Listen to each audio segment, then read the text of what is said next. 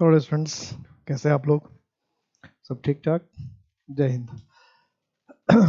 शुरू करते हैं हम लोग डिस्कशन। जैसा आप सबको पता है कि अभी हम लोग ईडियम्स एंड फ्रेज को डिस्कशन कर रहे हैं, और ईडियम्स जो है वो काफ़ी इंपॉर्टेंट होते हैं हर एग्जाम के लिए। और ईडियम्स ना आए ऐसा तो होता ही नहीं है, ईडियम्स आना ही आना रहता है। चलो, सब कुछ ठीक ठाक? मूड है पढ़ने का? एकदम मूड बना के, ठीक है? आ जाओ सब, मूड बना के, कोकोनट में लस्सी बना के। चलो, मिला लिया कोकोनट में लस्सी, आ जाओ। I did not give in to his request. Give in, फिर को पहला ही जो है ये शुरू हुआ फ्रेजल वर्ब से। इडियम्स लिखा हुआ लेकिन बीच बीच में एक दो फ्रेजल वर्ब, तीन फ्रेजल वर्ब आ जाता है। उसकी वजह ये है कि जब सेलेक्ट किया जाता है इडियम्स एंड फ्रेजेस में, तो एग्जाम में क्या है कि फ्रेजल वर्ब और इडियम्स दोनों पूछे जाते हैं। तो बीच बीच में फ्रेजल वर्ब आ जाता है इसमें कोई, और एक आध फ्रेजल वर्ब आ भी गया तो क्या फर्क पड़ता है, याद कर लेना है। और जिस एग्जाम में सपोज करो फ्रेजल वर्ब नहीं आता है, वो फ्रेजल वर्ब छोड़ देगा, ठीक है? क्योंकि मैंने तो बता ही रखा कौन सा फ्रेजल वर्ब है, कौन सा इडियम है। जब भी फ्रेजल वर्ब आता है मैं बता देता हूँ। I did not give in to his request, कि I did not give in to his request, कि उसका जो रिक्वेस्ट है उसको मैंने गिव इन। अब गिव इन फ्रेजल वर्ब है, इसका मतलब क्या होता है? गिव इन फ्रेजल वर्ब है, उसका मतलब क्या है? तो गिव इन का मतलब होता है स्वीकार करना, कि मैंने उसके रिक्वेस्ट को स्वीकार कर लिया। लाइक पसंद कर लिया। परमिट आज्ञा दे दी। यील्ड हार मान लिया। यील्ड का मतलब होता है किसी के सामने हार मान लेना, सरेंडर कर देना। तो I did not give in to his request, कि उसकी जो रिक्वेस्ट था मैंने उसको माना नहीं, पसंद नहीं किया, अलाउ नहीं किया, या उसके सामने सरेंडर नहीं किया। तो गिव इन का मतलब होता है सरेंडर कर देना, हार मान लेना। गिव इन का मतलब क्या है? सरेंडर कर देना, हार मान लेना। तो इसके हिसाब से एक होता है गिव अप। गिव अप का मतलब होता है त्यागना या छोड़ना। तो गिव इन का मतलब वो हार मान लेना, नहीं सरेंडर कर देना। तो इसके हिसाब से अगर हम देखें तो हमारे पास ऑप्शन क्या होना चाहिए? हार मान लेना। सरेंडर करना क्या होना चाहिए? यील्ड। क्या होना चाहिए? यील्ड। डी ऑप्शन होना चाहिए। The music group broke up unceremoniously. Unceremoniously का मतलब है गलत तरीके से, ओहियात ढंग से, बुरे तरीके से, गलत तरीके कह सकते हैं। तो अब ब्रेकअप, ब्रेकअप तो ऐसा वर्ड है जो आप सभी जानते ही होंगे, क्योंकि ब्रेकअप आपने या तो खुद भी किया होगा या किसी का ब्रेकअप आपने देखा भी होगा, दो में से कुछ भी हो सकता है।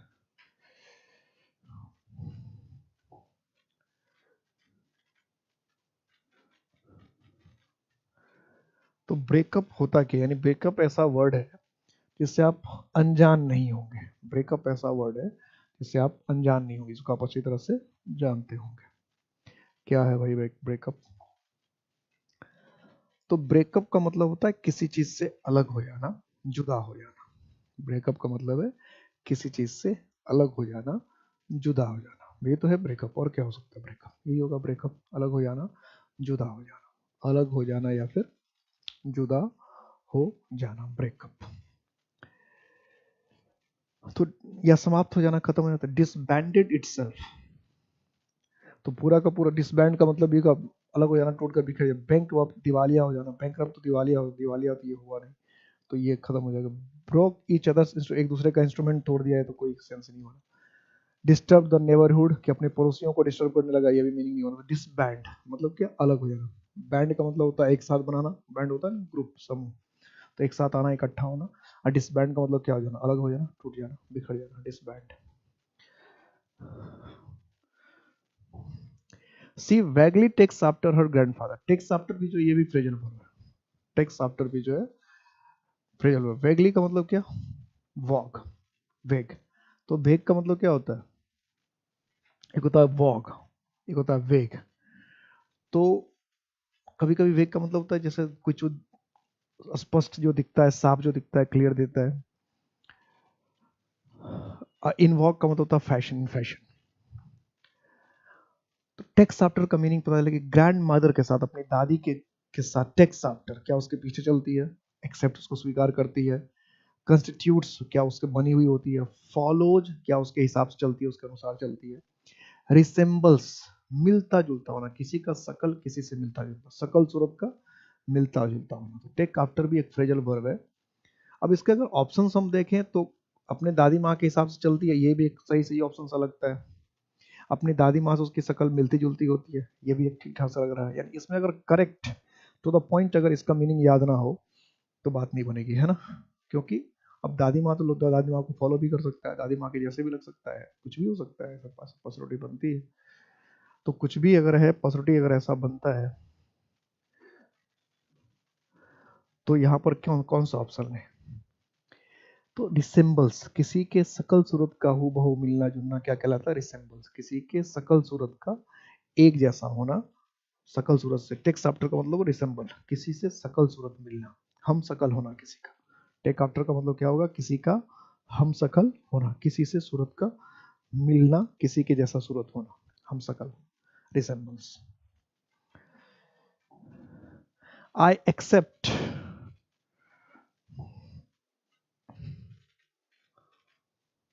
माई friend to stand by me. ये स्टैंड बाय, फिर देखिए फिर फ्रेजल वर्ब है, इसमें तो फ्रेजल वर्ब ज्यादा मिल रहा है। ऐसा नहीं कि फ्रेजल वर्ब ही होगा, अब आएगा भी। 4 क्वेश्चन में 3 ऑलमोस्ट क्या हो गया? फ्रेजल वर्ब जैसा आ गया। दूसरा भी हो गया, ये भी फ्रेजल जैसा, फ्रेजल वर्ब ही है, स्टैंड बाय फ्रेजल वर्ब ही है। तो एक्सपेक्ट कि मैं उम्मीद करता हूँ my friends to stand by me, कि आप क्या उम्मीद करते हैं कि आपके दोस्त क्या करें? स्टैंड बाय तक ही होना होगा, अंडरलाइन यहीं तक होगा, मी तक गलती से आ गया, स्टैंड बाय फ्रेजल वर्ब। तो आप अपने दोस्तों से क्या करेंगे? स्टैंड बाय मतलब तो क्या आपके पीछे पीछे चले, आपके आगे आगे चले, आपको धक्का दे दे, आपको परेशान कर दे, आपको तकलीफ में पहुंचा दे, क्या करे? आपका फ्रेंड्स, आप क्या उम्मीद करते हैं? कोई भी अपने फ्रेंड से क्या उम्मीद करता? तो रिलीज, छोड़ दे, एनर्जाइज, ताकत दे, सपोर्ट, समर्थन दे, एक कंपनी, साथ दे। तो स्टैंड बाय का मतलब होगा किसी के साथ देना, सपोर्ट देना। से एक कंपनी का मतलब भी साथ साथ चलना होता है, तो एक कंपनी का मतलब है किसी के साथ साथ चलना। तो साथ साथ अगर किसी के चल रहे तो जरूरी नहीं होता कि आप उसको सपोर्ट ही कर रहे हैं। तो सीधा जब हमारे पास ऑप्शन है सपोर्ट, जिसका मतलब होता है सहायता करना, हेल्प करना, तो पहले हम सपोर्ट को ही लेकर चलेंगे। तो सपोर्ट यहाँ ज्यादा बेहतर ऑप्शन है, सपोर्ट की किसी का साथ देना। I told the students to buckle down this semester. Buckle down भी फिर फ्रेजल वर्ब है। बकल वर्ब होता है, बकल डाउन सीधा वर्ब के साथ। देखो फ्रेजल वर्ब की पहचान होती है कि वर्ब के साथ अगर इन है, ऑन है, एट है, बाय है, फोर है, सेट है, साइड है, बिसाइड है, इस तरह के वर्ड्स अगर हैं, ठीक है, तो उसको हम कहते हैं फ्रेजल वर्ब। और मीनिंग अगर चेंज होता है, इन है, इनटू है, फोर है, बाय है, तो ये सब जो वर्ड अगर वर्ब के साथ जुड़ते हैं, up, down, for, from, off, O double F, off, ये सब अगर वर्ब के साथ जुड़ा हुआ है तो उसको हम लोग फ्रेजल वर्ब कहते हैं। अगर मीनिंग चेंज हो जाता है तो ये सारे फ्रेजल वर्ब है। बकल डाउन, तो इस बार के सेमेस्टर को बकल डाउन करना है। बकल डाउन करना है इसका मतलब क्या? टेक इट इजी, हल्के में लेना है। ड्रॉप अ सब्जेक्ट, किसी सब्जेक्ट को छोड़ देना है। वर्क सीरियसली, गंभीरता पूर्वक लेना है। गो फॉर अ वेकेशन, छुट्टी पे चले जाना है इस सेमेस्टर में। ये तो कोई सलाह नहीं देगा भाई इस बार सेमेस्टर हो तो इस सेमेस्टर में छुट्टी पर चला जाना, सब्जेक्ट ड्रॉप कर देना। टेक इट इजी, बल्कि हल्के में लेना, कि कोई मतलब सेमेस्टर हो, कोई एग्जाम हो, कोई भी एग्जाम हो, कोई हल्के में लेने के लिए कहेगा। जैसे समझने वाला दोनों मीनिंग हो सकता है, टेक इट इजी भी हो सकता है, वर्क सीरियसली भी हो सकता है, दोनों तरह की बातें हो सकती है। लेकिन कोई अगर जेन्युइन तरीके से हम देखें तो कोई अगर आपका सेमेस्टर होने वाला है, कोई अगर आपका एग्जाम होने वाला, तो कोई आपको क्या सजेस्ट करेगा? तो कोई आपको यही सजेस्ट करेगा आप उसको सीरियसली ले, यही सजेस्ट करेगा ना कि आप उस एग्जाम को सीरियसली ले, कोई भी यही सजेस्ट करेगा। तो बकल डाउन का मतलब वर्क सीरियसली, क्या होना चाहिए? वर्क सीरियसली, थर्ड होना चाहिए।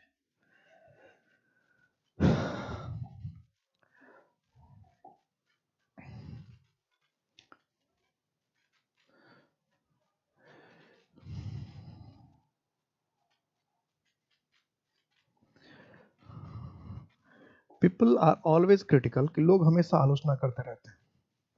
क्रिटिकल का मतलब आलोचना करने वाले। वन नीड्स, जरूरत है, to have a thick skin to cope with criticism. Cope with का मतलब क्या होता है? झेलना। क्रिटिसिज्म का मतलब होता है आलोचना, कि आलोचना झेलने के लिए इंसान को थिक स्किन होना चाहिए। थिक स्किन का मतलब क्या? चमड़ी। ये जो चमड़ी है ये मोटी होनी चाहिए क्या? आलोचना झेलने के लिए चमड़ी का, स्किन का मोटी होना जरूरी है क्या? कि मोटी मोटी स्किन होनी चाहिए? क्या होना चाहिए? तो बी डिसइंटरेस्टेड, कि कोई लेना देना नहीं होना। डिसइंटरेस्टेड का मतलब कोई लेना देना नहीं, कोई इंटरेस्ट नहीं रखना। बी बोल्ड, बहादुर होना चाहिए। बी अनअफेक्टेड, कि प्रभावित नहीं होना चाहिए। B insensitive. इनसेंसिटिव का मतलब क्या, कि जिस पर किसी बात का असर ही नहीं पड़ता है, ठीक है, इनसेंसिटिव, कि कोई चीज का असर ना पड़े, इनसेंसिटिव, ठीक है, इनसेंसिटिव। और यहाँ प्रीपोजिशन के हिसाब भी देख रहे हैं तो अफेक्टेड के साथ और कुछ प्रीपोजिशन होता है, प्रीपोजिशन के हिसाब से चलें तो जो टू प्रीपोजिशन है ये इनसेंसिटिव या सेंसिटिव को ज्यादा सूट करता है। तो वैसे थिक स्किन और थिन स्किन जो है दोनों इडियम होता है। थिक स्किन का मतलब होता है जिस पर किसी बात को लेकर सेंसिटिव ही नहीं होता, दूसरा होता है थिन स्किन। थिन स्किन का होता है जिस पर हर बात का क्या होता है, असर पड़ जाता है, जिसको हर बात पर जो है वो थिक स्किन, मतलब क्या, जो हर बात को लेकर क्या होता है, प्रभावित हो जाए, जिसको हर बात पर सेंसिटिव हो जाता है, जिस पर हर बात पर गुस्सा आ जाता है, उसको कहते हैं थिन स्किन। बात बात पे जो भड़क गया है, बात बात पे जो गुस्सा करे, इसको कहते हैं थिन स्किन। और किसी बात से उसको कोई फर्क ही नहीं पड़ रहा है जी, किसी बात को कोई फर्क ही नहीं पड़ रहा है, तो उसको कहते हैं इनसेंसिटिव। यहाँ जो है ये दोनों काफी क्लोज ऑप्शन है। बी अनअफेक्टेड मीनिंग यही है कि किसी चीज से प्रभावित नहीं है, कोई थिक स्किन है तो इसका मतलब किसी बात का उस पर कोई प्रभाव नहीं पड़ता है, तो दोनों ठीक है। लेकिन अफेक्टेड का जो प्रीपोजिशन है वो बाय ज्यादा होता है, अफेक्टेड का सब प्रीपोजिशन टू नहीं होता है। तो अगर मान लो ये टू नहीं बाय होता तो हम अनअफेक्टेड करके आते, लेकिन टू लिख रखा है यहाँ प्रीपोजिशन, तो इसलिए हम सेंसिटिव की तरफ जा रहे हैं प्रीपोजिशन के हिसाब से। ये सब चीजें ग्रामर की गहराई में जाकर समझते हैं तब पता चलता है, नहीं तो अगर बुक में देखेंगे तो बुक में आपको आंसर एक्सेप्टेड अनअफेक्टेड भी दे सकता है, क्योंकि अनअफेक्टेड के दोनों का मीनिंग एक ही जैसा है। अनअफेक्टेड का मतलब भी हुआ किसी चीज से प्रभावित नहीं होना, तो थिक स्किन का मतलब हुआ कि जिस पर किसी बात का कोई असर नहीं पड़ता है। थिन स्किन का मतलब हो गया जिस पर किसी बात का तुरंत असर पड़ जाता है, उसको थिन स्किन कहते हैं। और किसी बात का अगर किसी कोई असर ही नहीं पड़ता उसको थिक स्किन कहते हैं। तो बात तो एक ही है, तो सेंसिटिव होना या अफेक्टेड होना बात एक जैसी बात होती है। तो यहाँ प्रीपोजिशन हम देख रहे हैं कि टू लिख रखा है, तो टू लिख रखा है इसलिए क्या लिखते हैं, सेंसिटिव और या इनसेंसिटिव, इसका प्रीपोजिशन टू है, इसलिए बेहतर ऑप्शन हम क्या कर रहे हैं, डी कर रहे हैं। थोड़ा सा आगे पीछे क्वेश्चन, यही हल्का सा क्वेश्चन ही है लेकिन थोड़ा सा पूछ कर क्या करता है, घुमा देता है, थोड़ी सी बात लेकर बात को उलझा देता है। Next, his behavior compelled me to give him a peace of mind. His behavior compelled me to give him a peace of mind. कि अब ये पीस ऑफ माइंड जो है, मुझे लगता है कि मैंने पिछले भी टेस्ट में कभी डिस्कस किया है पीस ऑफ माइंड, कि तो पार्डन हिम, माफ करना, टेक हिम इनटू कॉन्फिडेंस, उसका विश्वास जीतना, स्कोल्ड हिम, डांटना, मेक हिम माय फ्रेंड्स को दोस्त। देखिए जब पिछली बार आया था give him a piece of mind, तो मैंने बताया था कि give him peace of mind का मतलब होता है डांटना फटकारना, उसमें डांटना फटकारना नहीं था, कोई और चीज था। डांटना फटकारना को कोई और शब्द लिख रखा था उसमें, और मैंने आपको उस समय भी आपको ये कहा था कि इसलिए मीनिंग समझ के रखिएगा, क्योंकि जो मीनिंग देता है वो अलग अलग सेट में अलग अलग आंसर दे देता है, कभी ऑप्शन में इडियम वही रहता है, लेकिन उसको एक्सप्लेन करने के लिए जो इंग्लिश का वर्ड लिया था वो चेंज करता रहता है। इसलिए हमेशा हिंदी मीनिंग पता होना चाहिए कि चलो give him a piece of mind का मतलब क्या है। तो give him a piece of mind का मतलब डांटना, फटकारना, बुरा वाला कहना। तो इसमें देखो अब डायरेक्ट इसमें पूछ लिया स्कोल्ड हिम, तो क्या करेंगे, सी, स्कोल्ड हिम, डांटना फटकारना। The great warrior Maharana Pratap held the enemy at bay, but he was defeated at last। कि जो बहुत बड़े महान योद्धा थे महाराणा प्रताप, उन्होंने दुश्मनों को held the enemy at bay, held one's enemy at bay, but he was defeated at last। लेकिन अंत में क्या हुआ, वो हार गए।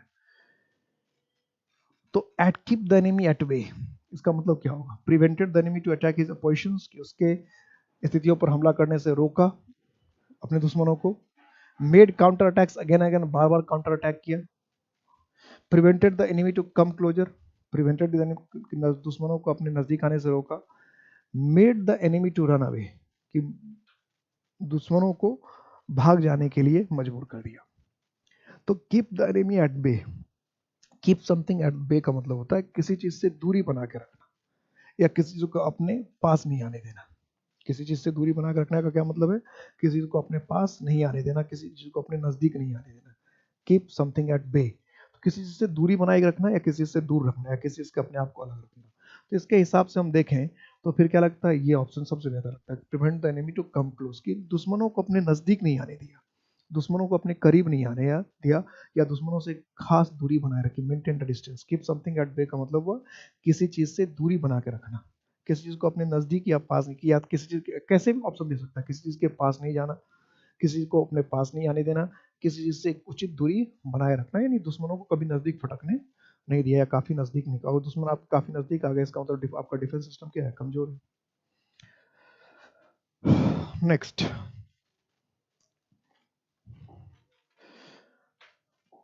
Don't lose heart. Lose heart का मतलब क्या, उम्मीद गंवाना या निराश होना।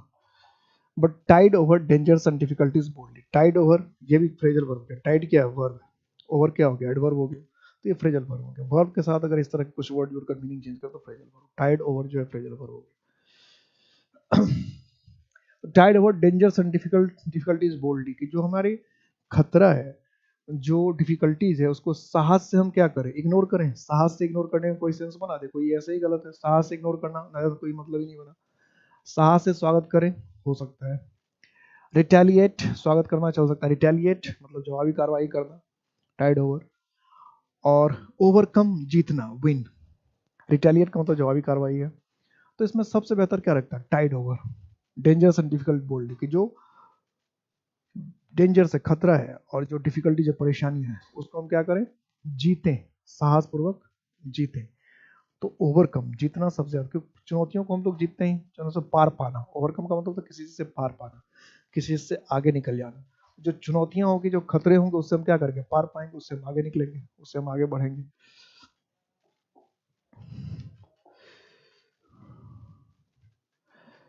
Most people live from hand to mouth this days because of inflation. Inflation का मतलब क्या हो गया, मुद्रास्फीति, महंगाई। तो बहुत सारे लोग महंगाई के हिसाब से live from hand to mouth. तो live from hand to mouth का क्या मतलब होगा भाई, live from hand to mouth का क्या मतलब होगा, कि महंगाई हो गई है, तो महंगाई की वजह से हैंड टू माउथ का मतलब क्या, लैविशली, कि बहुत महंगा होगा। तो लैविश का मतलब क्या था, फिजूल खर्च के साथ जीना।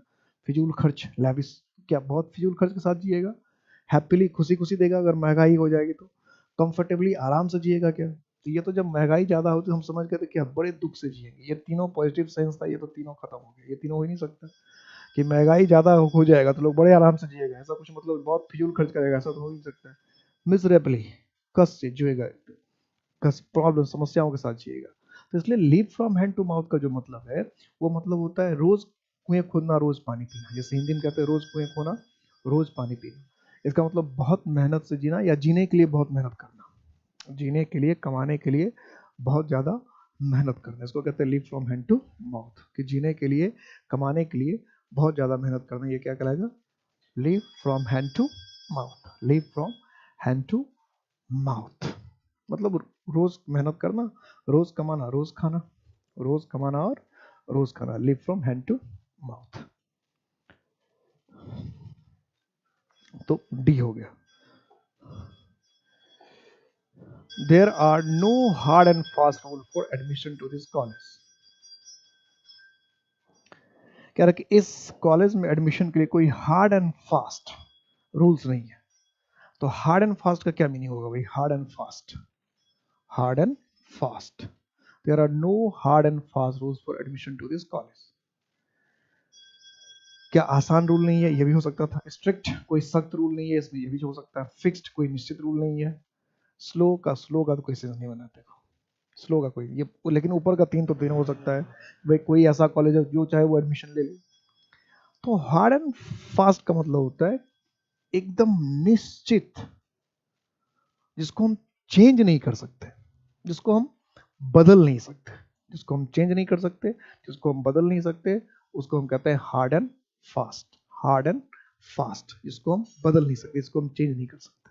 तो जिसको हम बदल नहीं सकते, जिसको हम चेंज नहीं कर सकते, जिसको हम परिवर्तित नहीं कर सकते, that can not be changed. तो इसके हिसाब से हम देखें तो फिर क्या हो जाएगा, फिक्स्ड। कई लोग इसमें स्ट्रिक्ट करके आ जाते हैं। हार्ड एंड फास्ट का स्ट्रिक्ट, फिक्स्ड होता है, इसको हम चेंज नहीं कर सकते, बदल नहीं सकते, that can not be changed, और unchangeable. Please hold your tongue. तो क्या करें, टंग को पकड़ ले, जुबान को पकड़ ले, इन दिस मैटर, कि इस मुद्दे पर अपना टंग पकड़ लीजिए। अदरवाइज, अन्यथा, यू विल रिपेंट, तुम्हें पछताना पड़ेगा। यानी इस मुद्दे पर अपनी जुबान पकड़ लो, नहीं तो तुम्हें पछताना पड़ेगा। ऐसा कुछ मीनिंग होगा क्या। तो होल्ड टंग का क्या मतलब होना चाहिए भाई, होल्ड वंस टंग का क्या मतलब होना चाहिए। Please hold your tongue in this matter, कि बी साइलेंट, चुप रहो, गिव एडवाइस, सलाह दे दो, डिफेंड, सुरक्षा करो, आर्ग्यू, बहस करो, तर्क करो। तो होल्ड वंस टंग हिंदी में भी कहते हैं जुबान पे ताला लगा लो, जुबान पे काबू रखो, जुबान पे नियंत्रण को, जुबान बंद रखो। तो होल्ड वंस टंग का मतलब हुआ अपनी जुबान बंद रखो, मुंह पे ताला लगा के रखो, बोलने की कोई आवश्यकता नहीं, कोई बोलने की जरूरत नहीं। इसलिए क्या हो जाएगा, बी साइलेंट, बी साइलेंट। आई टुक एक्सेप्शन, आई टुक एक्सेप्शन, आई टुक एक्सेप्शन का, ये टुक एक्सेप्शन इससे पहले भी आ चुका है, इसलिए इसमें अब कंफ्यूज होने की जरूरत नहीं, इससे पहले भी आपने बना लिखा है।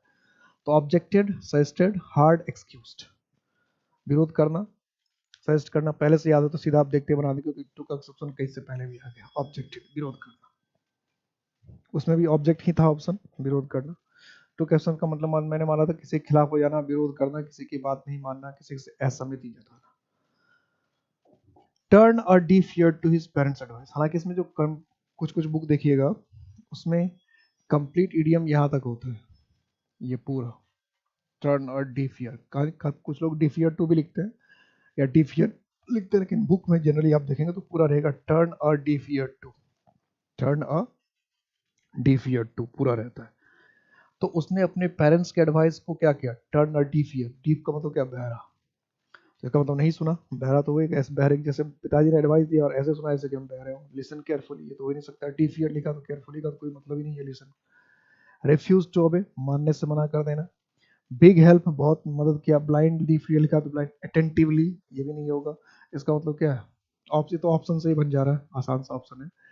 रेफ्यूज टू ओबे की मतलब ध्यान नहीं दे, मानने से मना करना। वैसे टर्न आर्टिफियर का मतलब होता है सुनकर भी अनसुना कर देना, जैसे हिंदी में कहते हैं कान पर जू तक ना रेंगना, तो जिसको हिंदी में आप कहते हैं कान पर जू तक ना रेंगना, उसी को इंग्लिश में कहते हैं turn a deaf ear to, यानी किसी बात पर जानबूझकर ध्यान नहीं देना, किसी बात पर जानबूझकर होशो हवास में ध्यान नहीं देना, जानबूझकर होशो हवास में किसी बात पर ख्याल नहीं करना, किसी चीज का ख्याल नहीं रखना, ध्यान नहीं देना। Turn a deaf ear to, जानबूझकर किसी बात पर ध्यान नहीं देना, जानबूझकर। Next, once the case reach the court, एक बार जब केस जो है कोर्ट पहुंच गया, the police wash their hands off it, police ने क्या किया, इससे अपना हाथ धो लिया। One's, wash one's hands off इससे पहले आ चुका है, पीछा छुड़ा लेना, सरोकार नहीं रखना किसी से, मतलब नहीं रखना किसी से पहले भी आ चुका है ना, किसी से मतलब नहीं रखना, सरोकार नहीं रखना, ज्यादा इंटरेस्ट नहीं रखना।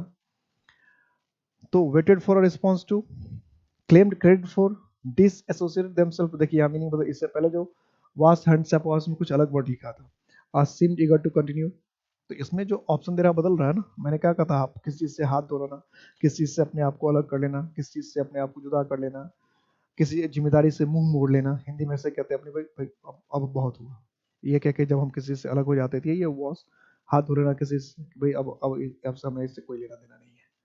तो मेन मीनिंग समझना कि वॉश वंस हैंड्स ऑफ का मतलब है किसी चीज से, और ऑफ जो है उसमें यहाँ पे देखिए डबल एफ कर दिया, सिंगल एफ होना चाहिए था। तो अपने आप को किसी चीज से क्या कर लेना, दूर रख कर लेना, अपने आप को दूसरी चीज हटा लेना। इससे पहले वाले में ऑफ था, हालांकि ओ डबल एफ ऑफ भी होता है, इससे पहले वाला एरिया में देखिएगा off, O F, single F. तो अपने आप को किसी चीज से अलग कर लेना, डिसोसिएटेड देमसेल्फ फ्रॉम, अपने आप को। और पुलिस देखिए हमेशा प्लुरल होता है, इसलिए क्या लिखा, देमसेल्फ, नंबर चैप्टर में पढ़ा रखा है, पुलिस दिया इटसेल्फ लिख देता, क्योंकि यहाँ तो पुलिस का इस्तेमाल किया, देमसेल्फ किसके लिए है, पुलिस के लिए है, तो पुलिस को प्लुरल माना जाता है, कई बार आपको मिलेगा, तो इटसेल्फ लिख देता, अगर पुलिस सिंगुलर होता इसको इटसेल्फ लिख देता।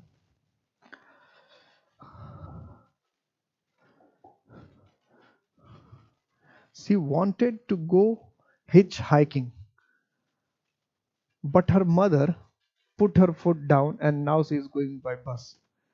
She wanted to go hitchhiking, मतलब क्या, तांगे वांगे से उछल कूद कर जाने का, मस्ती में जाने के बाद, बट हर मदर, लेकिन उसके माँ ने put her foot down, now she is going by बस, लेकिन अब क्या करे, बस से जा रही है, ठीक है।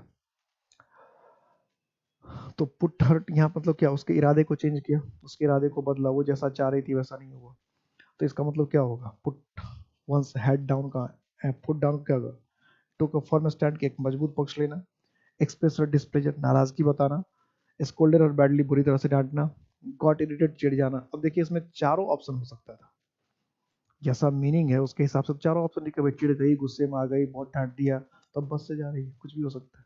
इसलिए यहाँ भी है कि सीधा सीधा अगर मीनिंग आप नहीं जानते हैं पुट वंस फुट डाउन का, तो फिर मीनिंग पता नहीं चलेगा। पुट वंस फुट डाउन का अगर सीधा मीनिंग हम नहीं जानते हैं तब उलझ जाएंगे, फंस जाएंगे, है ना। तो पुट वंस फुट डाउन का मतलब होता है कोई पक्का डिसीजन लेना, कोई पक्का निर्णय लेना, कोई पक्का डिसीजन लेना, कोई पक्का निर्णय लेना। Put one's foot down, put one's foot down, कोई पक्का निर्णय लेना, कोई पक्का डिसीजन लेना, कोई पक्का रुख इख्तियार करना, एक पक्का रुख इख्तियार करना। तो इसके हिसाब से क्या हो जाएगा फिर option, took a firm stand, एक मजबूत इरादा लिया उसकी मम्मी ने एक करने की, भाई जाना है तुमको, बस से ही हिचहाइकिंग करने की जरूरत नहीं है। Adolescence is period of halcyon days, halcyon days, adolescence, adolescence का मतलब क्या है, तरुणावस्था, जब ना आप युवा भी ये नहीं है, बच्चे भी नहीं है, दोनों के बीच के फेज में आप, उसको कहते हैं एडोलेसेंस, एडोलेसेंस डे।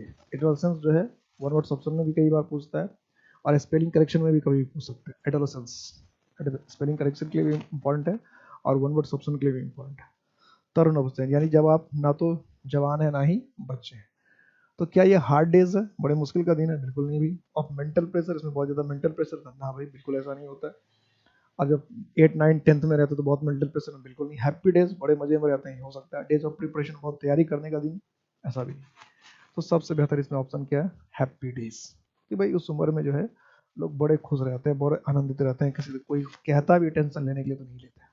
हाँ जी, 8 9 10th के बच्चों को अगर आप सीरियस होने के लिए कह भी दें कि बेटा पढ़ो, नौकरी करना जरूरी है, पढ़ाई करना जरूरी है, कम पैसा कमाना बहुत जरूरी है, तुम्हारे अपने बच्चे होंगे उसको कैसे मेंटेन करोगे, फलान टेकान, फिर भी आपको लगता है ना भाई खेलने में जो मजा है, क्रिकेट देखने में जो मजा है, फ्रेंड्स से बात करने में जो मजा है, वो कहीं कहीं कुछ नहीं है, सब जो बकवास है। दोस्तों से बात होनी चाहिए, खूब खेलना चाहिए, खूब मजा आना चाहिए, उसमें खूब मजा आता है। पढ़ाई लिखाई जरूरी है, ये सब तो समझ में ही नहीं आता है ना, चाहे लोग कितने भी समझा लें।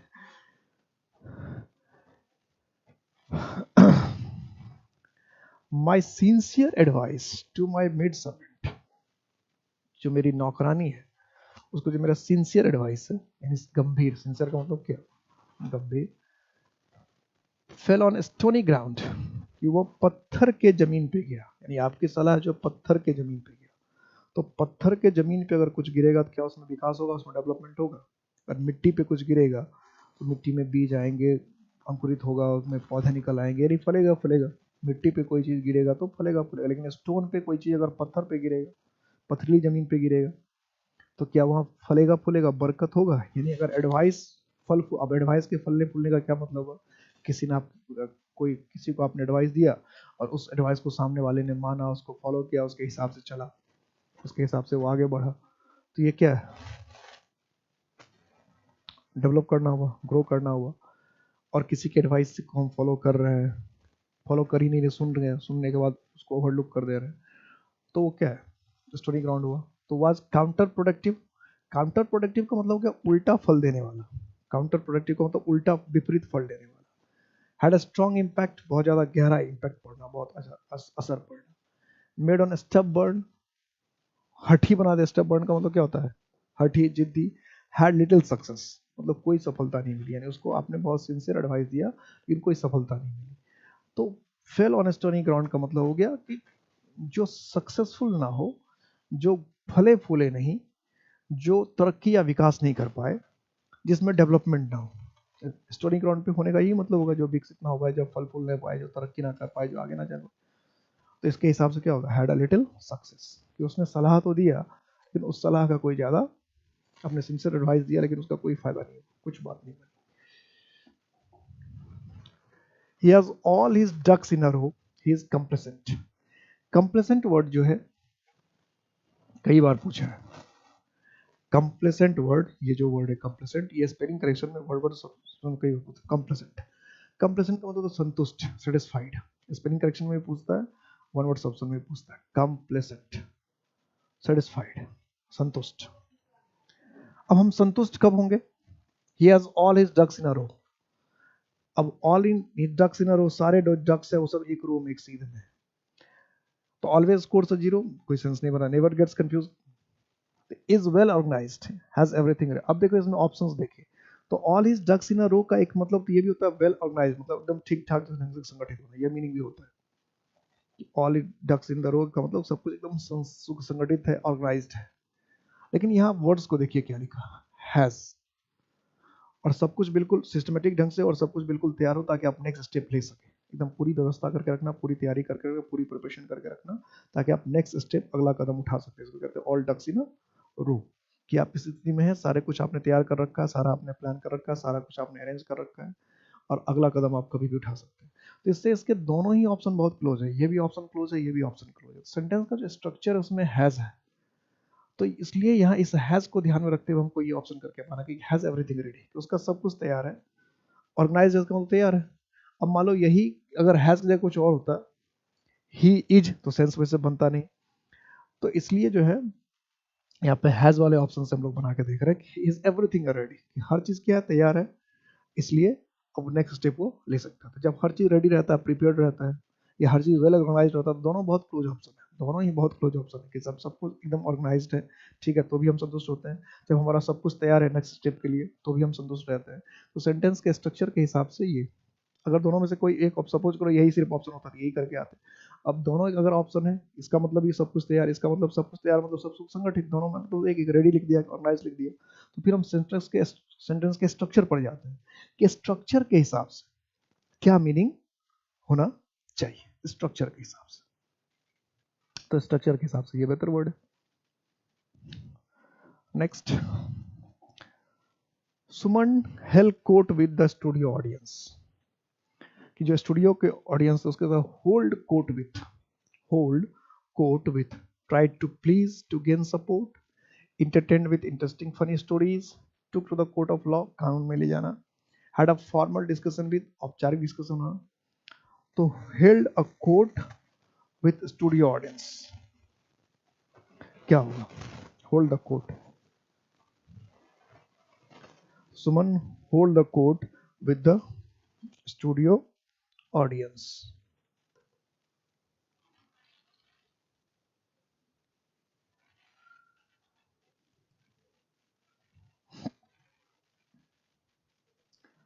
क्या मीनिंग करें,